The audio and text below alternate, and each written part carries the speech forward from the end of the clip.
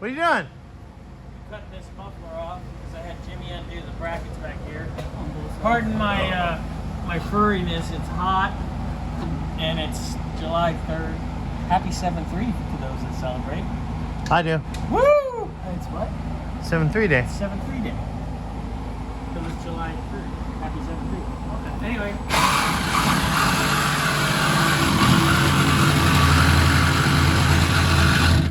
No muff too tough, right?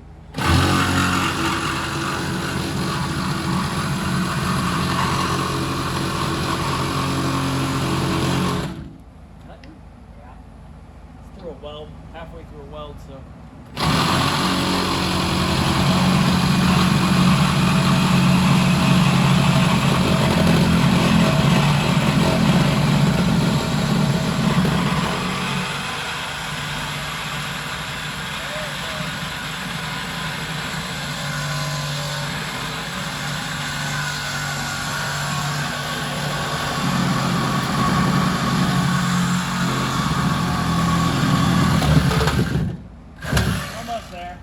Man, you see all the rust is coming out of this thing. That's the one that blew out.